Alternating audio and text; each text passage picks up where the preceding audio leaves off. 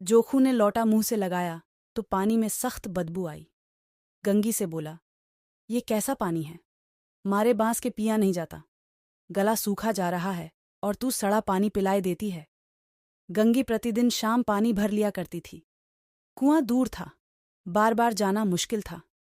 कल वह पानी लाई तो उसमें बू बिल्कुल न थी। आज पानी में बदबू कैसी? लौटा नाक से लगाया तो सचमुच बदबू थी। जरूर कोई जानवर कुएं में गिरकर मर गया होगा, मगर दूसरा पानी आवे कहाँ से? ठाकुर के कुएं पर कौन चढ़ने देगा? दूर से लोग डांट बताएंगे। साहू का कुआं गांव के उस सिरे पर है, परंतु वहां भी कौन पानी भरने देगा? कोई तीसरा कुआं गांव में है नहीं। जोखू कई दिन से बीमार है। कुछ देर तक तो प्यास रोके चुप पड़ा रहा, फिर बोला, अब तो मारे प्यास के रहा नहीं जाता। ला, थोड़ा पानी नाक बंद करके पी लूं। गंगी ने पानी न दिया। खराब पानी से बीमारी बढ़ जाएगी इतना जानती थी, परंतु यह न जानती थी कि पानी को उबाल देने से उसकी खराबी जाती रहती है। बोली, ये पानी कैसे पियोगे? न जाने कौन जानवर मरा है। कुएं से मैं दूसरा पानी लाए देती हूं। जोखू ने आश्चर्य से उसकी ओर देखा। पानी कहाँ से लाएंगे? ठाकुर और साहू के 2 कुएं तो हैं, क्या एक लोटा पानी न भरने देंगे? हाथ पांव तुड़वा आएगी और कुछ न होगा। बैठ चुपके से। ब्रह्म देवता आशीर्वाद देंगे, ठाकुर लाठी मारेंगे, साहू जी 1 के 5 लेंगे। गरीबों का दर्द कौन समझता है? हम तो मर भी जाते हैं तो कोई द्वार पर झांकने नहीं आता। कंधा देना तो बड़ी बात है। ऐसे लोग कुएं से पानी भरने देंगे?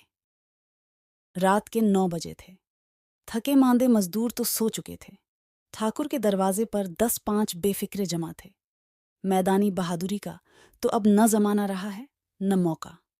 कानूनी बहादुरी की बातें हो रही थीं। कितनी होशियारी से ठाकुर ने थानेदार को एक खास मुकदमे में रिश्वत दी और साफ निकल गए। कितनी अक्लमंदी से एक मार्के के मुकदमे की एनेकैल ले आए। नाजिर और मोहतमिम सभी कहते थे, नकेल नहीं मिल सकती। कोई 50 मांगता, कोई 100। यहां बेपैसे कौड़ी नकल उड़ा दी। काम करने ढंग चाहिए। इसी समय गंगी कुएं से पानी लेने पहुंची। कुप्पी की धुंधली रोशनी कुएं पर आ रही थी। गंगी जगत की आड़ में बैठी मौके का इंतजार करने लगी। इस कुएं का पानी सारा गांव पीता है। किसी के लिए रोका नहीं, सिर्फ ये बदनसीब नहीं भर सकते। गंगी का विद्रोही दिल रिवाजी पाबंदियों और मजबूरियों पर छोटें करने लगा। हम क्यों नीच हैं और ये लोग क्यों ऊंच हैं? इसलिए कि ये लोग गले में तागा डाल लेते हैं। यहाँ तो जितने हैं एक से एक छंटे हैं। चोरी ये करें, जाल फरेब ये करें, झूठे मुकदमे ये करें। अभी इस ठाकुर ने तो उस दिन बेचारे गडरिये की भेड़ चुरा ली थी और बाद में मार कर खा गया। इन्हीं पंडित के घर में तो 12 मास जुआ होता है। यही साहू जी तो घी में तेल मिलाकर बेचते हैं। काम करा लेते हैं, मजूरी देते नानी मरती है। किस किस बात में हमसे ऊंचे हैं? हम गली गली चिल्लाते नहीं कि हम ऊंचे हैं, हम ऊंचे हैं। कभी गांव में आ जाती हूं तो रस भरी आंख से देखने लगते हैं, जैसे सबकी छाती पर सांप लौटने लगता है। परंतु घमंड यह कि हम ऊंचे हैं। कुएं पर किसी के आने की आहट हुई। गंगी की छाती धक धक करने लगी। कहीं देख लें तो गजब हो जाए, एक लात भी तो नीचे न पड़े। उसने घड़ा और रस्सी उठा ली और झुककर चलती हुई एक वृक्ष के अंधेरे साए में जा खड़ी हुई। कब इन लोगों को दया आती है किसी पर? बेचारे महंगू को इतना मारा कि महीनों लहू ठूकता रहा। इसीलिए तो कि उसने बेगार न दी थी। इस पर ये लोग ऊंचे बनते हैं। कुएं पर स्त्रियां पानी भरने आई थीं। इनमें बात हो रही थी। खाना खाने चले और हुक्म हुआ कि ताज़ा पानी भर लाओ। घड़े के लिए पैसे नहीं हैं।